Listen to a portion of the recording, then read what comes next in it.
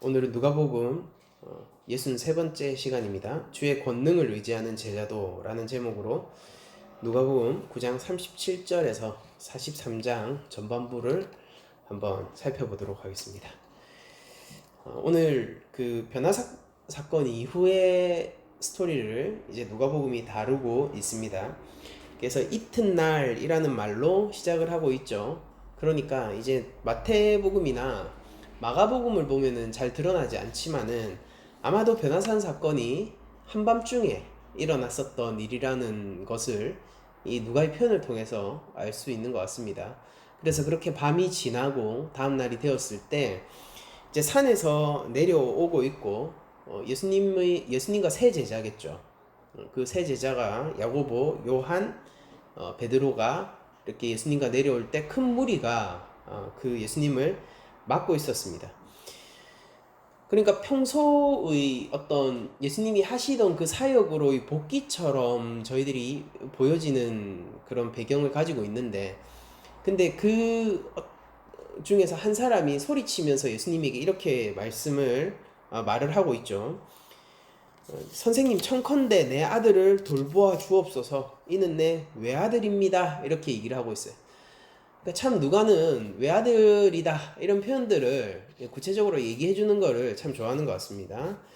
그래서 내 아들을 돌보아 주시옵소서, 내 외아들입니다 라고 얘기하는데, 그 문제가 뭐냐라고 했더니 아무래도 이 아들에게는 우리가 지금 흔히 말하는 뇌전증, 이전에는 간질이라는 말로 불렸죠. 뇌전증의 어떤 증상이 있었던 것 같아요. 근데 그 원인을 이런 식으로 표현하고 있죠. 귀신이 그를 잡아 갑자기 부르짖게 하고 경련을 일으켜 거품을 흘리게 하고 몹시 상하게 하고야 겨우 떠나갑니다. 이렇게 얘기를 하고 있습니다. 그러면서 당신의 제자들에게 내쫓아 주기를 구하였으나 그들이 능히 못하더이다. 이렇게 원망을 하고 있습니다. 그러니까 예수님의 그 수제자인 세 명은 예수님을 따라서 이제 변화산으로 함께 올라갔지만은 나머지 9명의 제자가 있었을 거 아니에요. 그리고 여러분들 9장 이 전반부를 보시게 되면은 9장 1절에 예수께서 12제자를 불러 모으사 모든 귀신을 제어하며 병을 고치는 능력과 권위를 주시고 라고 기록이 되어 있는 것을 보았을 때, 예수님이 그 제자들에게 이런 그 하늘나라의 권능을 주셨고, 그리고 그런 것들을 성공적으로 이 마을을 다니면서 전파했었던 그런 장면들을 저희가 기억하지 않습니까? 그래서 아마 이 아이의 아버지도 제자들에게 그런 어떤 하늘나라의 능력을 기대하면서 그들을 이 아이를 고치기 위한 절박한 심정이겠죠. 그런 절박한 심정으로 제자들에게 도움을 요청했겠지만은 결론은 뭐냐면은 제자들은 무능했다라는 거예요. 그 상황에서. 그러니까 우리가 좀 눈여겨볼 만한 그런 지점이 나오는데, 바로 누가가 바로 앞서서는 제자들에게 하늘나라의 권위와 권세가 있는 것처럼, 그 권능이 있는 것처럼 기록을 하고, 얼마 지나지 않아서 금세 제자들이 권능을 부정하고 있는 것과 같은 그런 기록을 하고 있다는 점입니다. 그러니까 제자들이 지금 어떤 상태냐면은 명백히 추락한 상태죠. 하늘나라의 권위라는 지점에서 그들이 있던 것이 마치 빼앗긴 것처럼 보이고, 그들이 소유했던 것이 마치 휘발되듯 공중에 날아간 것처럼 보인단 말이에요. 그러면은 이런 상황을 통해서 누가가 보여주고자 하는 것은 뭐냐면은 그 제자들의 무능력함과 대비되는 예수님의 권능을 지금 보여주려고 하고 있는 것이거든요. 그래서 제자들은 무능하지만은 예수님은 그 제자들이 불가능한 일을 순식간에 간단하게 행하시는 일을 누가가 보여주고 있습니다. 그래서 예수님과 제자들이 대비가 되고 있는데, 아니 이 지점에서 저희들이 살펴보면은, 그러면은 누가가 왜 이런 기록을 굳이 넣었을까 하는 의문이 저희들 가운데 드는 것이죠. 어쩌면은 이 본문 때문에요. 그러니까 앞서서 제자들이 이미 권능을 받았고 그것을 훌륭히 수행했었던 그 모습이 이미 그려져 있었기 때문에 오늘 저희들이 보고 있는 이 본문에 대한 어떤 학자들의 엇갈린 증언들이 굉장히 많게 되는 결과를 낳게 됐거든요. 그러니까 사실 이 제자는 12제자가 아니었다라는 것부터 시작해서, 그리고 그 사실은 앞서서 그들이 가지고 있었던 권능이라는 것이 모든 사람을 애당초 치유할 수 있었던 권능이 아니라 허점이 있는 권능이었다라는 식으로 말입니다. 그런 식으로 수많은 해석들을 낳게 하고 있는데, 근데 우리들은 이것을 조금 더 담백하고 그냥 누가가 얘기하는 대로 받아들였으면 좋겠다라는 생각을 합니다. 그러니까 이 제자들은요, 앞서서는 그런 놀라운 하늘 나라의 권능을 유감없이 발휘했지만은 지금 이 소년에게만큼은 통하지 않는 거예요. 그럼 이유가 있을 거 아닙니까? 그 문제가 있을 거 아닙니까? 그게 뭐냐는 거죠. 누가는 무엇 때문에 이들이 실패했는지에 대해서 정확하게 기록하고 있진 않아요. 그런데 누가는 대신 이런 얘기를 하고 있죠. 예수 41절에 보면 예수께서 대답하여 이르시되 믿음이 없고 패역한 세대여, 내가 얼마나 너희와 함께 있으며 너희에게 참으리요 라고 얘기하시는 장면을 볼 수가 있습니다. 여러분들, 예수님은 지금 이 상황을 보면서 정확하게 무엇 때문에 제자들이 실패했다라는 거는 얘기하고 있지 않지만은, 믿음이 없고 패역한 세대라는 말을 통하여서 지금 드러나고 있는 이 현상들이 믿음 없음으로 발생한 패역한 세대의 모습임을 지적하고 있는 거예요. 이것은 단순히 거기 모여있는 무리만을 지칭하는 것이 아니라 특별히, 우리가 이것을 부정할 수 없는데 특별히 예수님의 제자들에게 포커싱을 해서 예수님이 하신 말씀이거든요. 그러니까 예수님은 자기 제자들을 향하여서 믿음 없음을 나무라고 있고 그들의 모습이 패역한 세대의 모습을 그대로 답습하고 있다라고 얘기를 해주고 있는 겁니다. 여러분들, 우리가 평행본문이 마가복음 9장과 그리고 마태복음 17장에도 동시에 나오는데, 이 마가복음과 마태복음은요, 이 누가가 하고 있지 않은 얘기를 해주는 장면이 있습니다. 저희들이 한번 조금 찾아보면은 제가 한번 읽어드릴게요. 이 그 예수님이 귀신을 쫓고 난 이후에 그 스토리가 덧붙여져 있는데, 마가복음 9장 28절에 이렇게 기록되어 있습니다. 집에 들어가심에 제자들이 조용히 묻자오되 우리는 어찌하여 능히 그 귀신을 쫓아내지 못하였나이까, 이렇게 물었습니다. 제자들이 왜 우리는 안 됐었죠? 이 물음 자체가 무엇을 포함하고 있는 것입니까? 왜 제가 하던 일인데 왜 이 소년에게만큼은 잘 되지 않는 것입니까? 라고 묻고 있는 거예요. 그러니까 예수님이 이렇게 얘기하십니다. 마가복음 9장 29절 이르시되 기도 외에는 이 다른 어떤 것으로는 이런 종류가 나갈 수 없느니라, 이렇게 얘기를 하죠. 이 본문 때문에 우리가 뭐 귀신 들린 사람이 교회 오면은 우리가 팀을 합쳐서 기도해야 된다, 뭐 이런 식으로 얘기를 하고는 하는데, 이게 조금 그게 너무 뭐라고 해야 될까요? 이게 그런 해석은 우리가 너무 고민 없이 그냥 너무 고민 없는 해석이다, 이런 생각이 드는데, 왜 그러냐면은 이 동일한 마가복음의 본문에 9장 23절에 이렇게 얘기합니다. 그러니까 아버지가 이렇게 얘기해요. 마가복음을 보면은 귀신이 그를 죽이려고 불과 물에 자주 던졌나이다. 그러나 무엇을 하실 수 있거든 우리를 불쌍히 여기사 도와주시옵소서. 그러니까 더 구구절절한 아버지의 외침이 마가복음에는 기록되어 있는데요. 그 예수님이 거기에 대해서 이렇게 얘기하십니다. 할 수 있거든이 무슨 말이냐?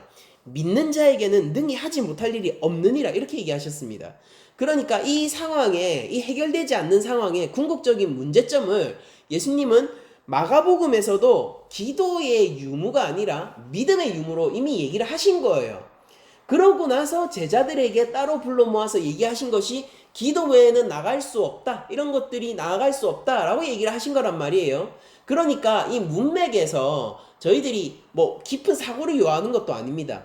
문맥을 통해서 찬찬히 살펴보는 것만으로도 우리가 어떤 결론을 내릴 수 있냐면은, 여기서 예수님이 얘기하시는 기도라는 것은 하나님 아버지와의 관계 속에서 더욱더 그 믿음을 키워나가는 행위로 이해를 할 수가 있겠죠. 왜냐하면 앞서서 예수님이 할 수 있거든이 무슨 말이냐, 믿음이 있으면 무엇이든지 할 수 있다라고 얘기하셨지 않습니까? 그러니까 기도라는 것은 바로 예수님을 믿는 혹은 성부를 향한 믿음을 키우는 행위를 가리키는 것일 것입니다. 그냥 단순히 기도를 많이 한다고 해서 귀신이 나가고 그런 것이 아닐 거란 말이에요. 그러니까 하늘나라의 참 권능과 능력이 믿음으로부터 비롯되고, 그 믿음이라는 것은 우리가 기도를 통하여서, 이런 대표적인 행위인 거죠.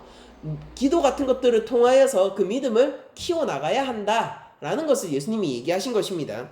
마태복음에서도 이런 논조가 계속 이어지게 되는데, 마태복음 17장 19절을 보면요, 이제 귀신이 나가고 난 이후의 이야기가 마태복음에도 덧붙여져 있어요. 누가복음에는 안 보이죠. 근데 마태복음에서 이렇게 얘기합니다. 이때에 제자들이 조용히 예수께 나와 이르되 우리는 어찌하여 쫓아내지 못하였나이까. 그러니까 우리가 마가복음에서 했던 그 질문을 이 마태복음에서도 제자들이 동일하게 하고 있는 장면을 볼 수 있습니다. 17장 20절입니다. 예수님이 이렇게 대답하십니다. 이르시되 너희 믿음이 작은 까닭이니라. 너희 믿음이 작은 까닭이니라. 진실로 너희에게 이르노니 만일 너희에게 믿음이 겨자씨 하나만큼만 있어도 이 산을 명하여 여기서 저기로 옮겨지라 하면 옮겨질 것이요 또 너희가 못할 것이 없으리라 라고 얘기합니다. 마가복음에서 예수님이 할 수 있거든이 무슨 말이냐, 믿는 자에게는 능히 하지 못할 일이 없느니라 라고 얘기하신 것과 동일한 논조의 말씀을 마태복음 말미에 하시고 계시다는 것을 알 수 있습니다. 그러니까 우리들은 제자들이 왜 우왕좌왕하고 이전에 있었던 그 하늘나라의 권능을 이 소년에게, 이 지금 뇌전증을 앓고 있는 이 소년에게 베풀지 못했는가? 이 사실 답은 명확한 거예요. 그러니까 우리가 이 공통적인 이 평행 본문들을 짚어볼 때에 그들에게는 믿음이 연약해진 현상이 나타나게 된 겁니다. 그러니까 지금 변화산 위에서 잘 생각해 보세요.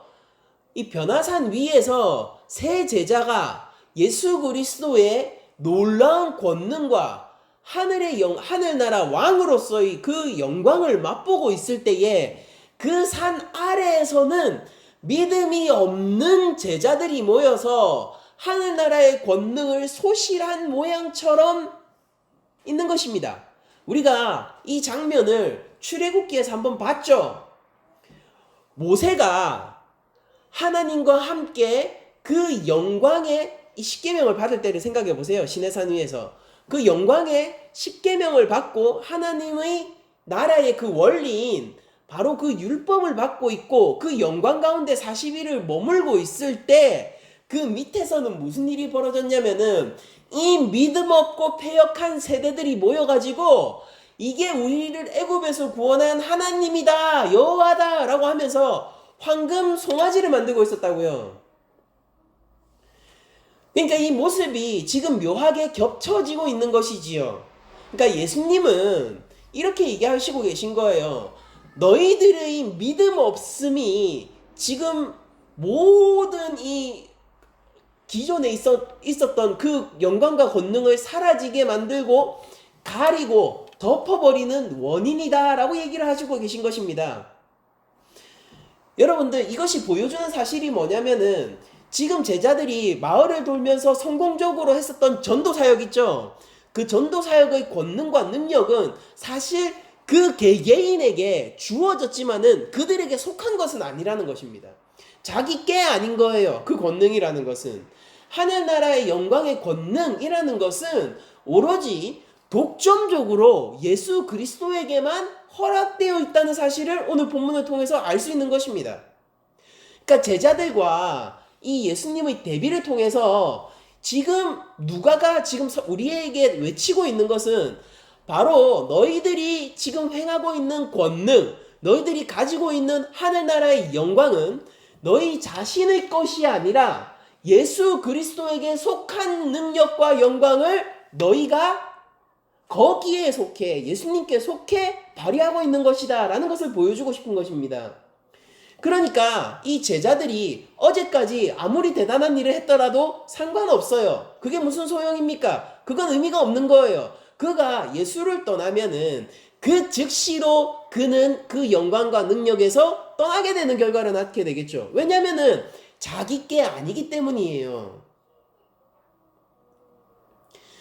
그러면은 우리에게 이상한 공식이 생기는데, 연약하여 예수 그리스도를 믿고 의지하는 자는 세상이 감당할 수 없고 귀신마저도 제어하는 권세를 얻게 되나, 내가 더 많은 힘을 가지고 내 스스로 더욱더 강력해지는 사람은 오히려 기존에 있던 영광마저도 잃게 되는, 기존에 누리고 있던 그 권능마저도 잃게 되는 이상한 공식 가운데 저희들이 서게 되는 것입니다.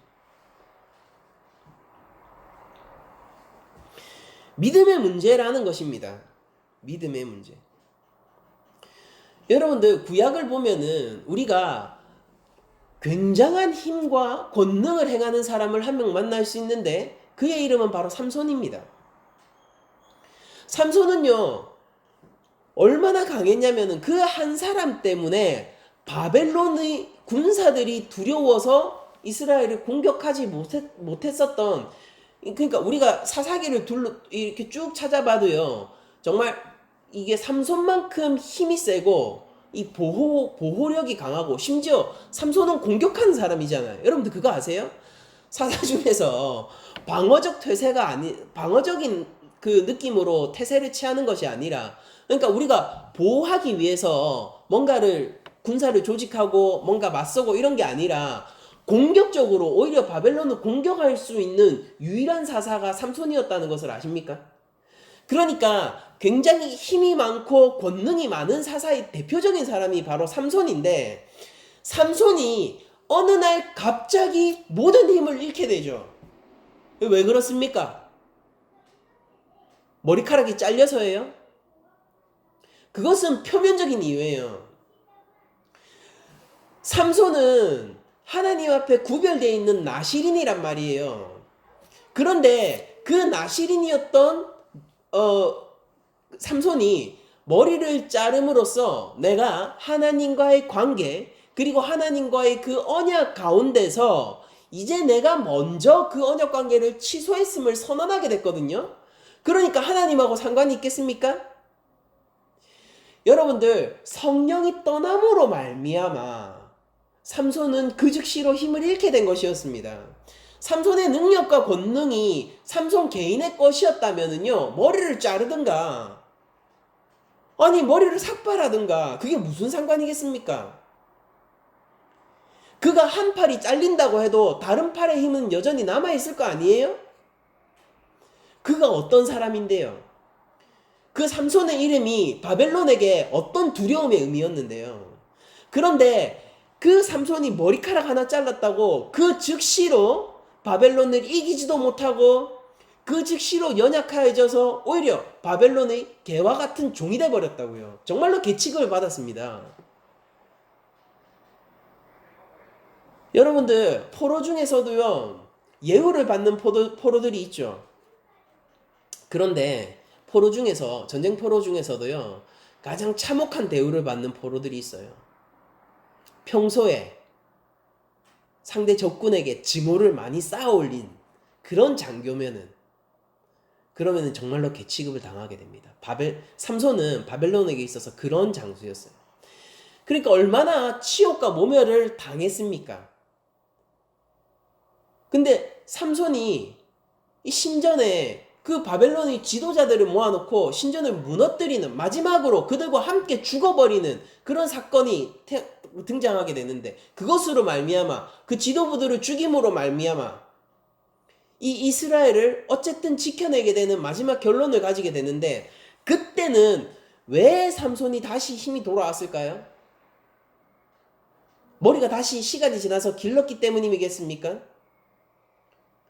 그는 이미 두 눈이 뽑혀 있고, 그는 여전히 어제까지만 해도 여전히 힘이 없는 자로 개처럼 취급을 당하고 있었는데, 오늘 갑자기요? 그럼 어제는 머리가 안 길렀는데 오늘 갑자기 길러가지고 그 신전을 무너뜨렸겠습니까? 머리의 문제가 아니죠. 성경은 여호와의 영이 함께 하는 것으로 그가 회복되었다는 것을 사사기를 통해 기록하고 있어요. 그러니까 문제는 이거예요. 성령이었던 것이죠. 그가 성령을 떠나는 즉시 그는 바벨론의 개가 되었고요. 그에게 다시 성령이 찾아오는 순간 그는 바벨론에게 두려운 이름이 되었습니다. 그 신전을 무너뜨리고 그 지도자들을 근간에서부터 무너뜨리는 자가 되었다고요. 바벨론의 모든 우상들이 삼손의 손 안에서 한순간 사라져 버린 거예요. 그게 바벨론을 두려워 떨게 하고 이스라엘을 지켰던 사사 삼손의 이야기입니다. 우리가 이것을 통해서 얻는 교훈은 무엇입니까? 우리에게 있는 능력과 권세라는 것은 결국 예수 그리스도 안에 머물 때에만 우리들이 발휘할 수 있게 되는 것이라는 것입니다. 우리는 주의 권능을 의지하는 제자로서 성장하고 더욱더 나아가야 하는 것이지 내 스스로의 어떤 힘을 신뢰하고 내 스스로의 무언가를 의지하면서 나아가는 자가 되지 말아야 한다는 것이죠. 여러분들 누가도 마태도 마가도 과연 그 남은 9 제자들이 어떻게 소년들을 상대했는지에 대해서는 침묵하고 있어요. 그런데 저는 뭐 이렇게 확신해도 될지 모르겠지만요, 안 봐도 비디오입니다. 그 장면이 저도 자세히는 모르지만은, 그리고 성경이 침묵하니까 저도 침묵해야 하는 것이 어쩌면 마땅할 테지만 그래도 한편으로는 이런 생각이 드는 거예요. 아, 이거 안 봐도 비디오네. 왜냐면은 그런 장면을요 제가 교회를 다니면서 숱하게 많이 봤거든요. 하나님을 의지하는 것이 아니라 나의 어떤 능력과 나의 무언가를 의지하면서 열심히 섬기고 봉사하다가 이건 아닌갑다 하면서 뒤로 물러나는 사람들을 제가 숱하게 많이 봤거든요. 결국 포기하게 되고 결국 열매를 맺지 못하고 잘 나가는 듯 하다가 결국 마지막에 꼬꾸라져 마침내 교회를 떠나는 사람들도 저는 많이 목격해 왔기 때문입니다. 여러분들, 그것이 예수님의 제자도에서 그들이 더 열심히 해야 됐기 때문에, 그렇게 열심을 더 내지 못했기 때문에 실패한 원인일까요? 그렇게 되었던 것일까요? 저는 그렇게 생각하지 않아요. 아니, 그들은 보통 다른 어떤 성도들보다 열심을 내는 사람들이고요. 그 정도 수준의 섬김을 다른 사람들은 발휘하기도 힘들어요.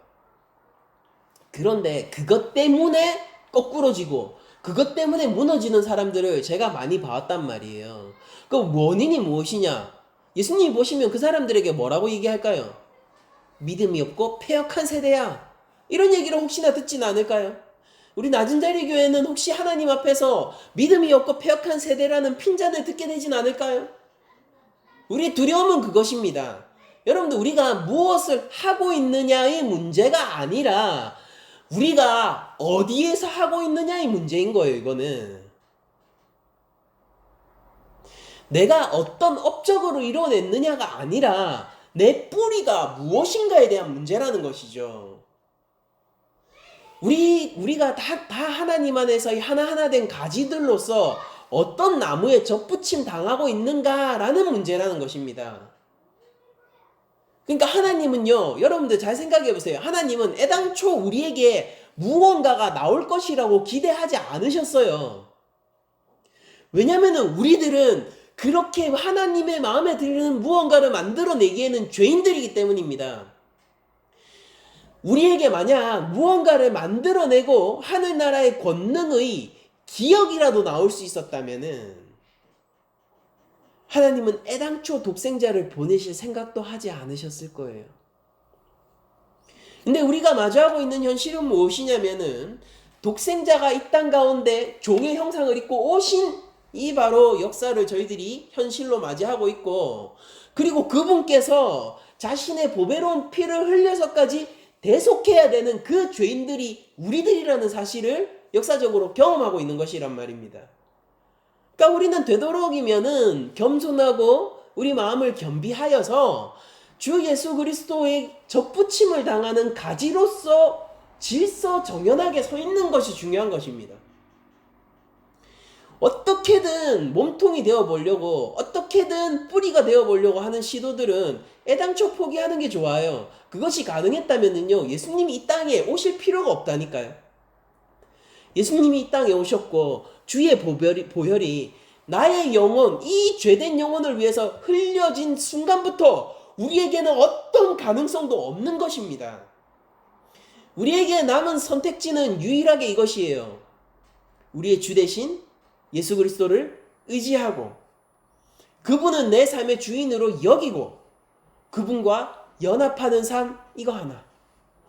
여러분들, 우리들은 예수님과 연합하는데 그 예수님과 연합한다는 것, 그리고 예수님을 향한 믿음을 가진다는 것은 어떤 것을 뜻하냐면요, 우리가 예수님처럼 된다라는 것은 무엇을 뜻하는 거냐면은 그 삶에, 그 예수님의 명령과 그 삶에 우리의 삶이 순종한다는 걸 뜻해요.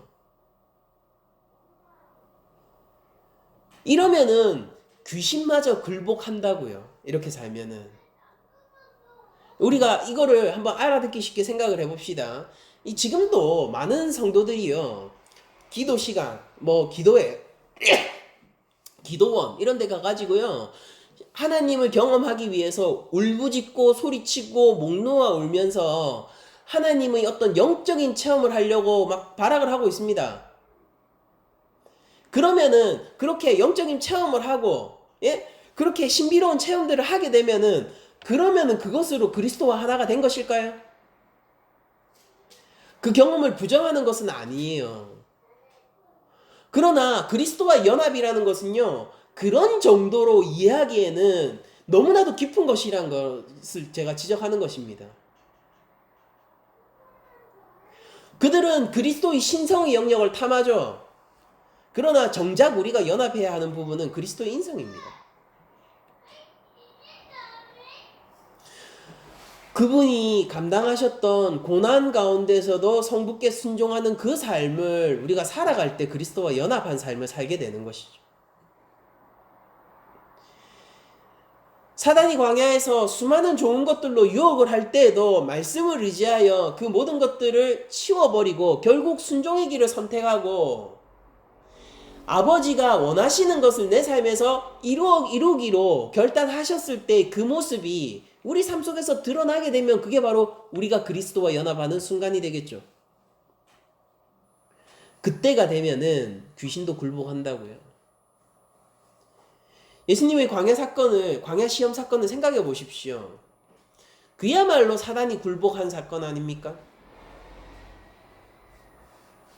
그분은 어떻게 그 사단을 굴복시키셨나요?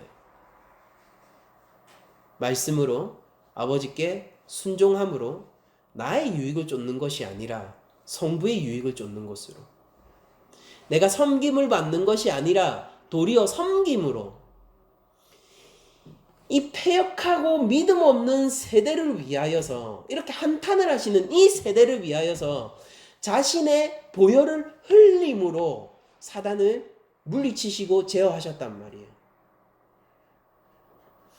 여러분들, 우리가 믿음 없이 무엇도 할 수 없으나, 그러나 우리에게 믿음이 있다면은 동시에 우리가 못할 것이 무엇이겠습니까?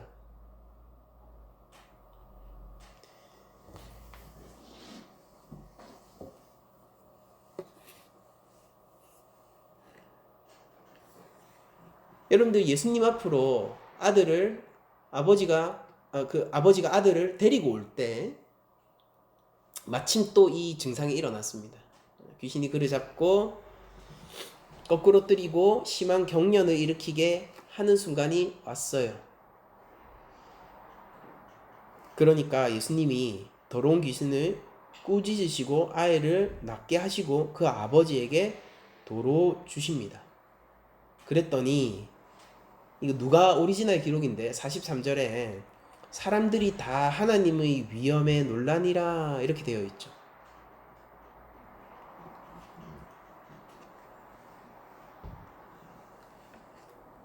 제자들 앞에서도 이 아이는 경련을 일으켰을 것입니다. 아니, 제자들은 이것을 컨트롤할 수 없었어요. 왜냐면은 이제 어느 정도 하다 보니까 수많은 하늘나라의 권세들을 발휘하다 보니까, 그리고 이 아버지마저도 내 앞에 와서 비는 모습을 보니까, 여러분들, 이 아버지가 예수님 앞에 얼마나 간절히 빕니까? 마가복음 기록 같은 거 보면 얼마나 또 절절하게 그 아이들의 상태를 얘기합니까? 근데 제자들한테는 이렇게 얘기 안 했을까요? 아비의 절절함이 예수 앞에서 달라지고 제자들 앞에서 달라지겠습니까? 제자들 앞에서도 이렇게 절절하게 고백을 하면서 제자들을 의지하고 그 제자들에게 희망을 걸고 그 제자들의 권능에 자신의 모든 것을 맡기는 그런 모습을 보였을 거 아니에요.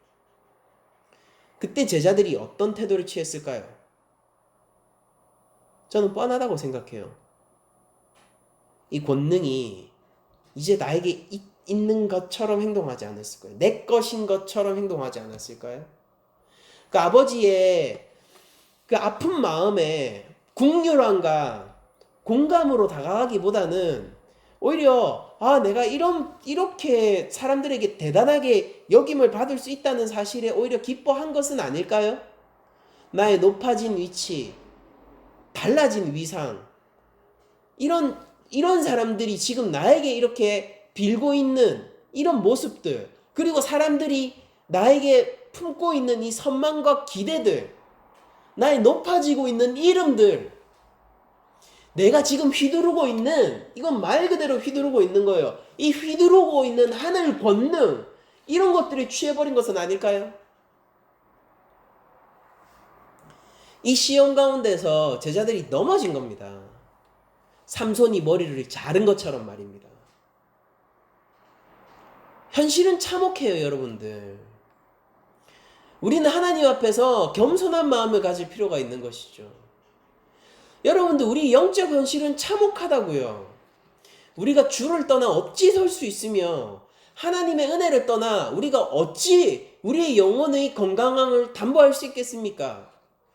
우리가 세상의 도전 가운데 버틴다고요? 우리의 힘으로요? 저는 그렇게 믿지 않아요. 오직 우리가 강해지고, 오직 우리가 담대해지고, 오직 우리가 믿음의 선한 싸움을 계속 할 수 있는 것은 우리가 예수님의 편에 있기 때문이라고 저는 믿습니다. 바울이 이제 내가 매일 죽고 그리스도와 함께 사는 것을 기쁨으로 여겼던 그 삶을 우리들이 깊게 생각해봐야 할 필요가 있다라고 저는 이 본문을 통해서 다시 한번 확인하는 것이죠. 누구든지 제 십자가를 지고 예수를 따라가야 돼요. 우리는 힘이 없으나 주는 만왕의 왕이십니다. 우리는 연약하나 주는 연약한 자를 세워 온전한 일을 행하시는 분이십니다. 우리는 죄인이나 우리에게 있는 예수 그리스도의 권능은 바로 하늘나라의 권능인 것이에요. 여러분들, 진정한 믿음이란 무엇일까요? 이 패역한 세대를 향하여서 예수님의 이 외치는 믿음이 없다, 패역하다라는 외침이 지금 논외에 있는 다른 사람들을 향해서 하는 것이 아니라 지금 바로 제자들을 향해서 한다는 사실을 우리가 기억해야 합니다. 그러니까 우리가 스스로를 계속해서 점검해야 되는 것입니다. 우리 교회를 향하여서 언제든지 예수님은 믿음이 없고 패역한 세대라고 얘기하실 수 있는 거예요. 맞잖아요. 제자들한테 얘기하셨잖아요. 하물며 우리 교회, 지금 이 우리 교회에게 왜 하지 못하실 이유가 어디 있겠습니까? 지적하실 수 있는 부분 아닙니까? 그러니까 우리가 항상 겸비한 마음을 가져야 되죠. 겸손하게 하나님 앞에 우리의 영혼의 비참함을 고백해야 되는 거예요. 우리의 죄인됨을 고백해야 되는 거예요. 우리의 능력 없음을 고백해야 되고 우리의 연약함으로 말미암아 오히려 기뻐해야 되는 것입니다. 우리는 힘이 없어요. 주를 의지합니다. 우리는 주를 떠나서는 아무것도 할 수 없어요. 그래서 주의 권능 있는 삶을 모방합니다. 마치 율법의 요구처럼 말이에요. 율법이 하나님에 대한 하나님의 성품과 하나님이 어떻게 하시는 일에 대한 모방의 측면이 있다고 제가 말씀을 드렸지 않습니까? 예수 그리스도의 제자도도 율법과 원리가 똑같아요. 예수님의 그 순종의 삶, 성부에 대한 순종의 삶, 우리가 예수님을 순종하고 주님을 왕으로 모시는 그 삶. 예수님이 십자가에 가기까지 자신에게 명령하신 것을 지켜내는 온 인생을 건, 하늘 영광을 건 이것으로도 모자라요. 그분 자신을 건 그 삶. 우리가 예수님에게 우리 인생을 걸고 내 자신을 거는 그 삶. 그 삶으로 우리들이 동일하게 나아가야지 그리스도와의 연합이 이루어진 삶이다 라고 얘기할 수 있습니다. 여러분들 한 주간 우리가 성령을 구합시다. 우리가 성령께 기대지 않고 성령의 도우심 없이 이런 삶을 살 수가 없어요. 이 능력 있고 참으로 권세 있는 삶을 살 수가 없는 것입니다. 우리들이 젠체하는 순간요, 우리들은 금세 하나님 권능에서 밀려나게 될 것입니다. 우리 게 아니기 때문이에요. 우리가 척하는 순간, 우리가 교만으로 빠지는 순간, 우리에게 겸비한 마음이 없고 이 정도면 나도 라고 하는 순간 우리들은 그만큼 하늘나라의 권능에서 밀려나게 되는 것입니다. 예수를 믿는 믿음이라는 것은 바로 이런 것입니다. 참으로 경건을 추구하고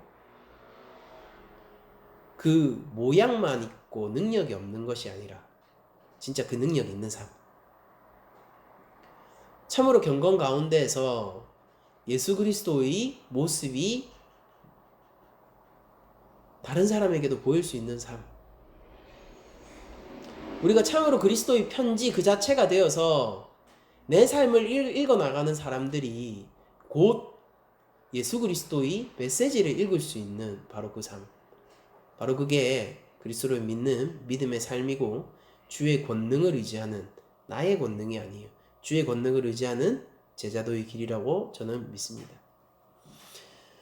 저는 여러분들에게 이런 축복을 건네드리고 싶어요.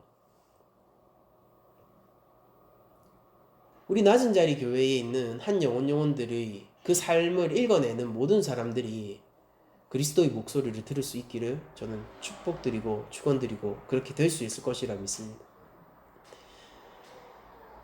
우리 보잘것없고 연약하지만은 그러나 우리의 삶을 읽어내는 사람들이요, 하나님의 위엄 앞에 놀라는 일이 벌어지기를, 지금 여기 모여있는 무리들처럼 말이에요, 그 일이 벌어지기를 저는 축복하고 또한 간절히 기도합니다.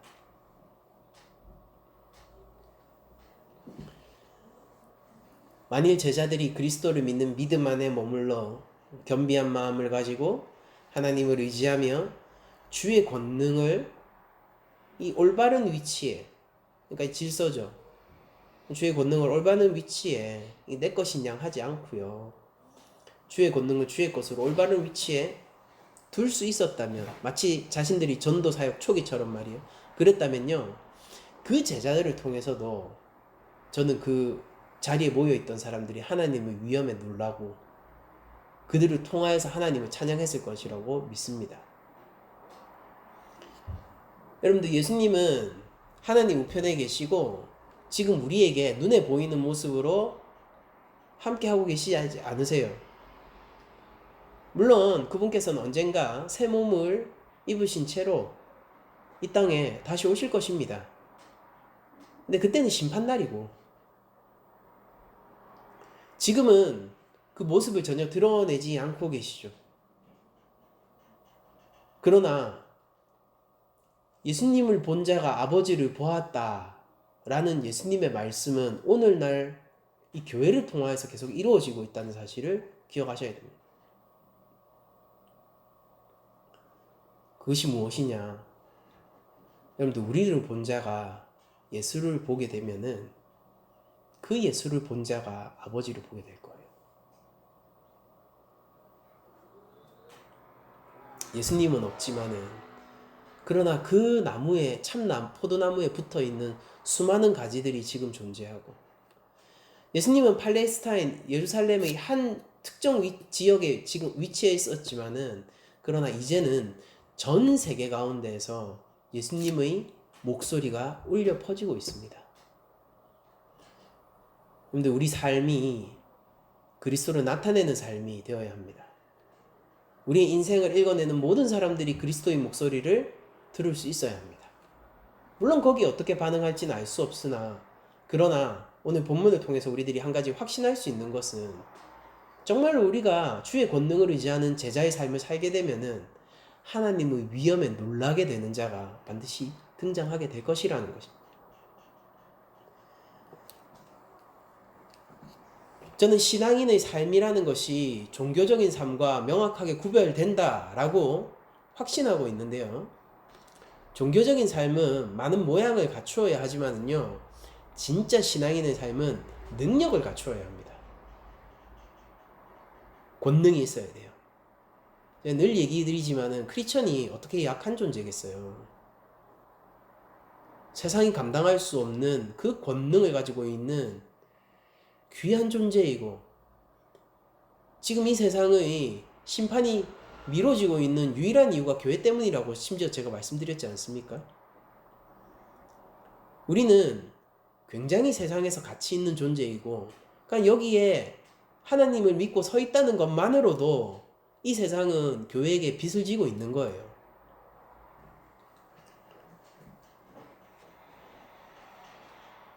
근데 우리가 그 본능의 출처와 이 놀라운 권세를 나의 것으로 취하는 순간, 선악과를 따먹은 아담과 하와처럼 즉시로 에덴 동산에서 쫓겨나게 될 것이고, 예수 그리스도라는 그 놀라운 영역에서, 하나님 나라라는 그 놀라운 영역에서 즉시로 쫓겨나게 될 거예요.